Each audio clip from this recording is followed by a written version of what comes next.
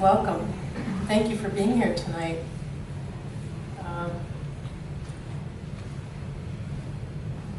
I was telling someone about a meditation practice, a little exercise about helping to make wise decisions, and this friend said, oh, please talk about that at the Sangha, so that's why I'm covering this tonight.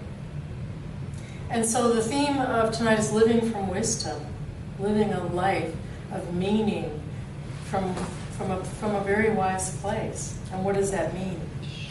So for our inquiry tonight, I've found some of the best teachings ever on wisdom came from, guess who? My man, the Buddha. He said a lot about wisdom. So I'm going to be quoting a lot of his teachings on wisdom. And also talking about the different types of wisdom and then what supports us in accessing these different types of wisdom is part of our practice, our moment-to-moment practice of making decisions. So I really want to say that there's so much wisdom on this planet. We have access to an amazing amount of wisdom. There's a lot of great teachers, intellectual wisdom and spiritual wisdom. We have it all at our fingertips. We can go online and learn anything we want to learn right now. We have a lot of great authors and books. So many different spiritual traditions. It's beautiful and it's wonderful.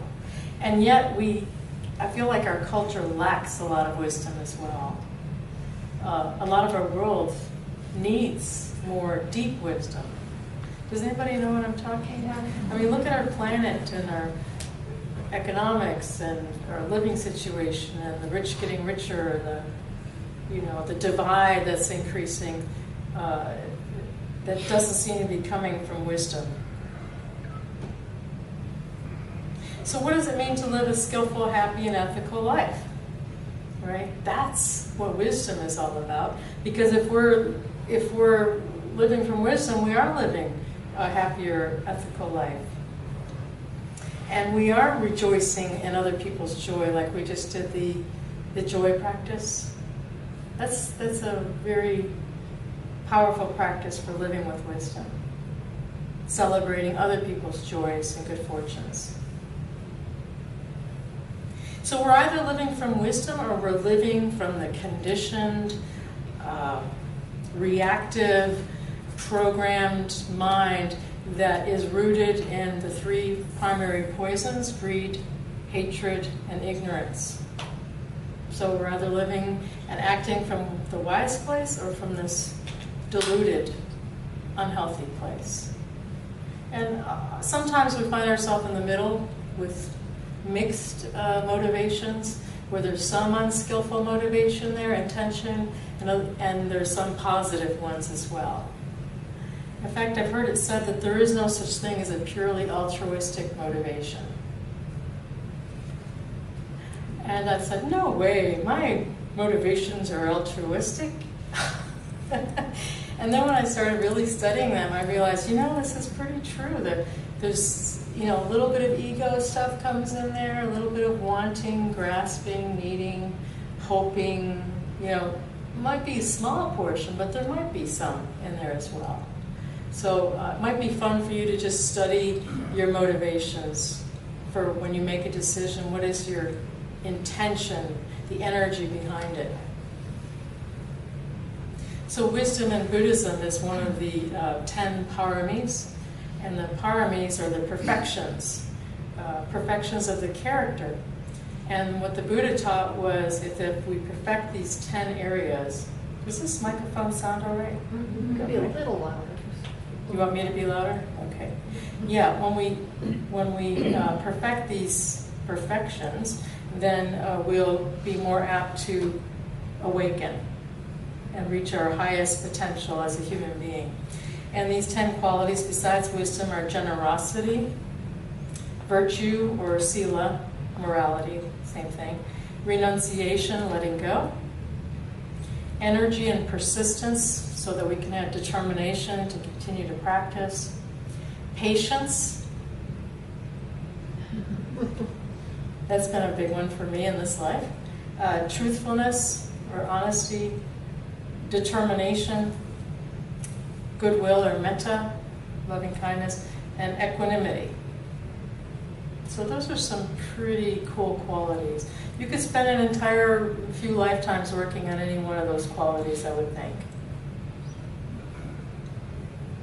So in Pali, the word panya is wisdom, and that's the language that the Buddha originated in. And it's made up of na and a, which means to know, and pa, which means correctly. So panya actually stands for to know correctly, to have a correct understanding of what something really is, what it really means. So the Panya Parami that we're wanting hopefully to develop in this lifetime more of is a development of not only wisdom, but understanding, discernment, insight. And it's a bigger picture. It's not just about ourselves.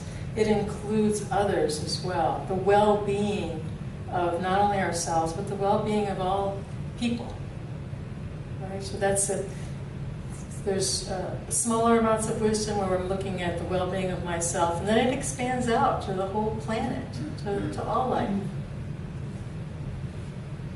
But we need to discern whether our choices that we're making and how we're living our life, if it's coming from a place of wisdom or coming from a place of the difficult mind state. So when we're reacting from a difficult mind state, we're going to be reacting oftentimes out of greed, hatred, and delusion. Oftentimes. I've been working with a group of recovery at a recovery center, and they're talking about the motivation that has them use again, whether it's alcohol or drugs, and their motivation usually comes from a really stressful mind state, or a mind state that's so difficult that it motivates them to want to escape it and do something really unskillful. And we've never done that, right? We've never. No, yeah. We've never acted unskillfully out of a really difficult mind state. So those are the times we really want to pay close attention. So there are 3 types of wisdom in Buddhism that the Buddha taught, or discernment. The first one is understanding and wisdom that comes from actual learning. The second one is the kind of wisdom that comes from reflecting on our experience. And the third one is understanding and wisdom that comes from insight development through our spiritual practice, our mindfulness practice, awareness practices. So I'm going to talk a little bit about each one. The intellectual wisdom, knowledge, obviously, what kind of places do you think we can gain that from? 1 or 2 words. Books. Other people. Hopefully our parents. Right? Yeah, so that's it's the Suttamaya Panya wisdom. Gathering information which we can use to help us navigate this life. We have to have certain amounts of information. And if you ever watch a little baby or toddler, you think that, this is pretty common sense stuff, but it's not. We have to actually learn what to touch, what we can't touch, what hurts, what doesn't hurt, how to walk, all the different things. All right. So it's the second kind of experiential wisdom knowledge. This is a big one, the reflecting from our experience. I think that a lot of people don't take the time to reflect on their experience, to learn from their experience. I know that I've made that mistake. Here's Barry LePatner. It's a quote. He says, "Good judgment comes from experience, and experience comes from bad judgment." So true, but sad. Sad but true. So when we're young, navigating this world, first we depend on parents and others who are older than us and wiser than us, right, in order to navigate the world, to reflect. We don't have the the knowledge, so we're hoping to depend on. And this is what the Buddha said about. He said, "This is the way leading to discernment. Visit a wise and accomplished teacher and ask, what is skillful? What is unskillful? What is blameworthy? What is blameless? What should be cultivated? What should not be cultivated? What having been done by me will be for my long-term harm and suffering, or what having done by me will be for my long-term welfare and happiness?" That's from the Majjhima Nikaya. So a lot of people, when they first come on this path, will, or even when they've been on the path for a while, will ask me questions like, what is skillful in this situation? What would be a skillful response to this situation from a spiritual practice perspective? What's Buddhist ethics? What would that call for? What would be the most compassionate or appropriate action, not only for myself, but the other people involved in the situation? Right? So these are the questions that we need to ask ourselves when we're in a difficult situation with other people, or we have a decision to make. So you've got to take out the time and have the patience and the alone time to reflect on your experience. And it just seems like our society is so busy, and we keep ourselves so busy that oftentimes we don't realize that we needed to reflect until we're working in the garden, or working with our flowers, or cooking a meal. Then all of a sudden we'll notice the mind reflecting and some wisdom will come. Do you know what I'm talking about? So sometimes just these states of being, doing things that don't require a lot of thinking, can help us to reflect. And it takes a lot of patience and kindness and honesty and a lot of self-honesty to study and reflect on our actions and their consequences. In Buddhism, the opposite of wisdom is ignorance or delusion. And the Buddha calls it foolishness or being the fool. At least that's how it's translated.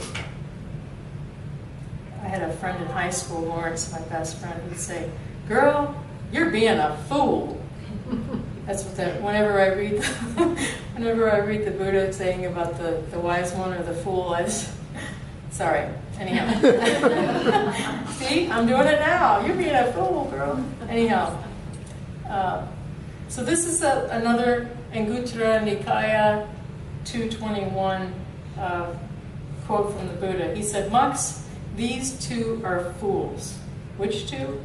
The one who doesn't see his transgression as a transgression or hers, and the one who doesn't rightfully pardon another who has confessed their transgression. These two are fools. So I see pardon as forgiving. Right? These two are wise. Which two? The one who sees one's transgression as a transgression, and the one who rightfully forgives or pardons another who has confessed their transgression. These two are wise people. And another quote in the Dhammapada, the Buddha said, "A fool with a sense of his own foolishness is at least to that extent wise." But a fool who thinks oneself wise really deserves to be called a fool. Right? So I know that we've all fit into all of these categories before. But yeah, this second reflection is about seeing ourselves, like I said, honestly, letting go of our self-delusions. We've made up all these stories about what a good person I am. I'm an ethical person. I would never do anything to hurt people's feelings, blah, blah, blah, blah, blah. And then when we do something that's not in accordance with our beliefs about ourselves, then we start to delude ourselves, and then we maybe start to try to delude others. Does anybody know what I'm talking about? Yeah. So it takes a lot of self-awareness to really look at and say, what was my motivation for saying that? Was it a skillful motivation, or was I really reacting from something else? So it takes learning from our previous mistakes too, and not repeating the same old mistakes over and over and over. Anybody feel like they've done that? Yeah. So I'll give you an example. Just recently, I've spent time with a brother, and I said something to him jokingly, but it really hurt his feelings. And then he lashed out at me in a really unskillful way, which was very harming. So I said something that harmed him, and he lashed out and harmed me back. So I contacted him later, we talked about it, and then we both apologized for our unskillful behavior. But I had to look at, really, I was joking, but there was part of me who was a little bit being sarcastic. Of course, I didn't tell him that. But I saw that within my own motivation, so that's why I was willing to apologize for harming him. Right? So this is I'm going to read another quote from the Buddha, which is talking about really paying attention to acting wisely, whether it's fun or pleasant or not. This is really important, I think. For a fool does not reflect, even though this course of action is unpleasant to do, still when it's done it will lead to what's profitable. Thus he does not do it, and thus the non-doing leads to what is unprofitable for him or her. But a wise person reflects, even though this course of action is unpleasant to do, still when it's done it leads to what is profitable. So one does it, and thus the doing of the course of action leads to what is profitable for this person. And then likewise, even though this action is pleasant to do, still when it's done it leads to what is unprofitable. Pleasant, but unprofitable. So when one does it, thus the doing of that course leads to what is unprofitable for that person. But a wise person reflects, even though this course of action is pleasant to do, still when it's done it will lead to what is unprofitable, so one does not do it. And thus the course of this action does not lead to what is, thus the action leads to what is profitable. Right? Isn't that powerful? So even if it's pleasant, even if it's fun, even if it's wonderful, if it's not going to be profitable for me or others, don't do it. But if it's pleasant and wonderful and it's profitable, then I can do it. Yeah. So I really like that one. Here's a kind of a joke that I found that I really liked. A little girl was talking to her teacher about whales. The teacher said it was physically impossible for a whale to swallow a human because even though it was a very large mammal, its throat was very small. The little girl stated that no, Jonah was swallowed by a whale. And irritated, the teacher reiterated that a whale could not swallow a human. It was physically impossible. The little girl said, well, when I get to heaven, I'll ask Jonah. And the teacher asked, what if Jonah went to hell? So the little girl replied, then you ask him.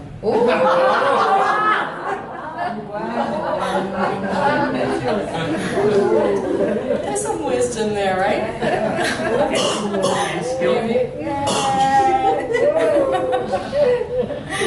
Oh, jeez. So the third kind of wisdom, the insight wisdom, the reason that we keep coming to the cushion, the reason we keep meditating, it's called Bhavana Maya Panya in Pali.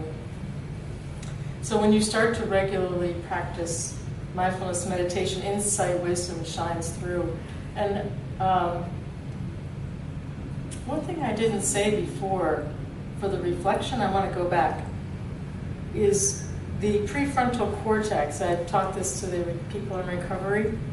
When it's fully formed and healthy, we form the prefrontal cortex the first 6 or so years of our lives, And if we get really healthy attachment with our parents, and they were just like always there for us every time we cried, and we felt safe and secure, and our parents weren't anxious and they were confident and happy, then we develop this really healthy prefrontal cortex. And the prefrontal cortex helps us make, guess what? Wise decisions. It helps us with emotional regulation. It helps connect all the different brain parts together so that we can reflect wisely on our past, know when it's not a good decision to make. And guess what regular daily meditation practice does? It heals the prefrontal cortex. It helps us develop a prefrontal cortex that almost mirrors exactly someone who had healthy attachment.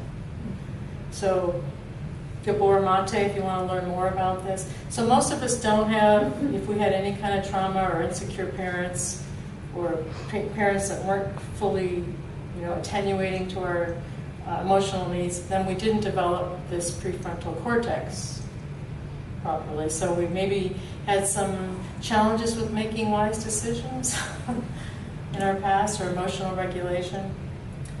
So regular insight practice helps us re-heal this prefrontal cortex, help it develop. So with this insight wisdom, we're able to discern and see clearly whether we're operating from reactive fear-based or whether we're operating from our wise self. This is what we're practicing for. We're practicing being aware in the moment, and then we'll see when this irrational mind state comes up. We see when we attach to it. We see when we start wanting to act from it. We choose not to, right? And so our awareness practice helps us create the space. I keep talking about this. The space between our thoughts, our emotions, our physical sensations, and our reaction. Right? So there's this witnessing quality that watches our experience. That's what we're cultivating. We're cultivating the witness, the awareness that can see our experience but not become our experience, not get it glommed onto our experience, not be attached to our experience. So if we can witness our experience, then we're not the experience itself, right? If I can witness anger occurring in the mind, then the witness is not angry. Does that make any sense? If I can witness pain happening in my right knee, I'm not the pain. The witness is not the pain. So it creates a space. And in this space, we can choose to react or not react skillfully or unskillfully. That's powerful. So insight wisdom is typically aligned with our higher values, or highest values that we could possibly have, and it's not always what we want to hear. Or it's insight wisdom because the ego mind might start arguing with it. Does anybody know what I'm talking about? Yeah.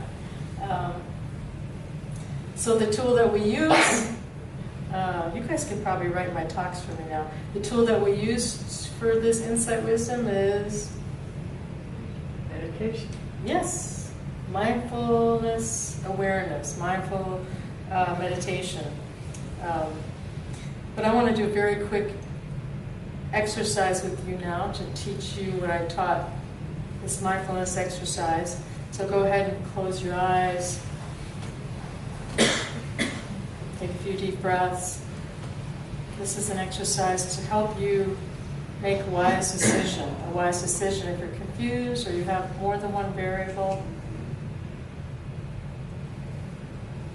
So taking your few deep breaths, getting grounded in your body. Letting go of any result, of needing to get a result. Just choosing to be fully present. First bringing your awareness to your mind. Noticing any thoughts occurring in your mind. Or not, maybe it's empty.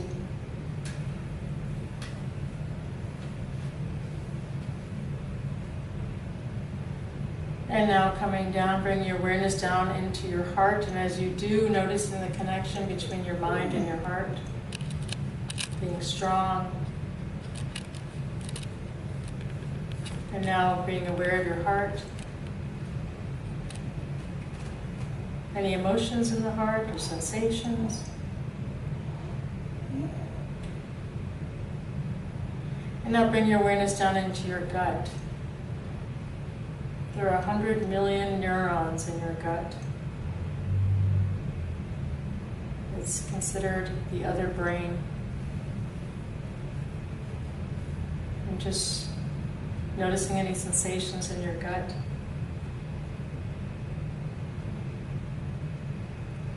And now coming back up to your mind, your head, and formulating your decision in your head. What question do you want to ask?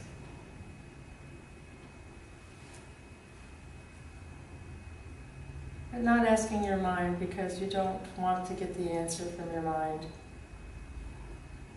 Just noticing how it feels in the head. And now dropping down into the heart, bringing this question into the heart, but not needing to get an answer from the heart. Just noticing how this question is making your heart feel.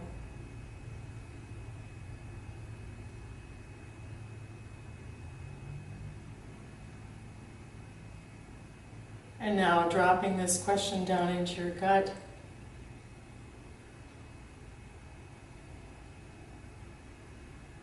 Noticing how this question is, this decision is making your gut feel. And now asking your gut, what should I do? What decision shall I make?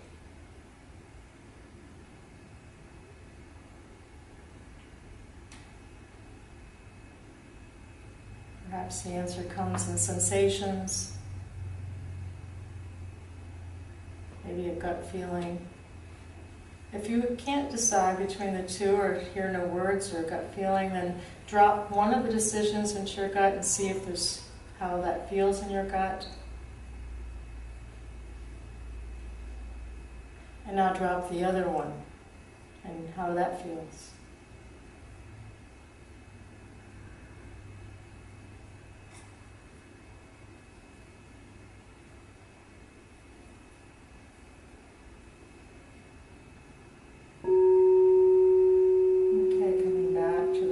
This is a great mindful practice in helping you make a decision, making a wise decision. Because your mind will lie to you, it'll go get lost in all these stories, it'll try to convince you of something. The heart gets confused because it just really so close to the mind, and it might, heart doesn't always lead you in the right direction, but your gut, usually, so connected to the body, it'll give you a really wise decision. So, try that. I do that often to make a lot of decisions. Just drop it down into my body and notice how does my body feel when I think about this, or how does it feel when I imagine that, and then always go with my gut. It won't lead you down the wrong path. I often will do that. A lot of people will do it at the end of your meditation practice, or right as you're going to sleep at night, or right when you first wake up in the morning, before your mind has had a chance to hijack your whole life. Does that make any sense? Yeah. So, keep practicing. When we sit on the cushion, we see the delusional mind when it's grasping and it's wanting and it's really needing, and when it gets caught in controlling and manipulating and cajoling and rejecting and hurting and getting back and all the wonderful things that the egoic mind gets caught in.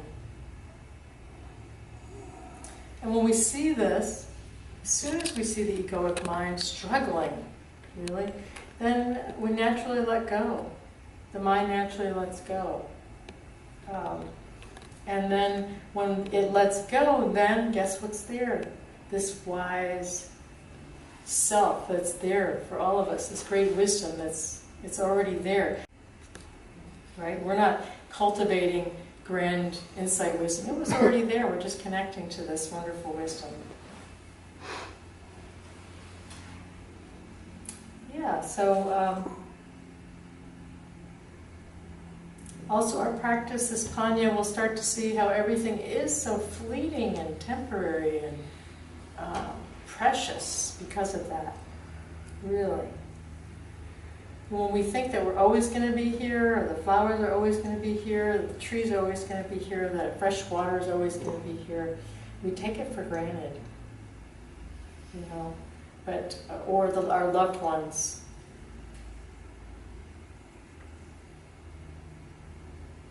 And if we continue to practice the noble path, this practice, we'll tap into the deepest kind of wisdom possible, which, according to the Buddha, was awakening.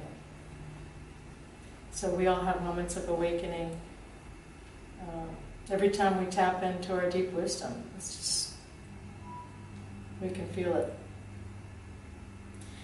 So I hope you continue to practice opening up to the present moment and practicing being honest and kind to yourself and not needing to know the answers and having the patience to allow this deep wisdom to arise when it's going to arise. Because sometimes we have to sit with a decision for days and weeks, not knowing what it's going to be. And knowing and having the faith that eventually the wisdom will come forth and help guide us with what direction, what path we're going to end up taking. But it does take patience, and it does take courage, and it does help to be in a group of other people who are also practicing letting go as well. So I hope you got some benefit from this talk, and thank you. Thank you. Thank you.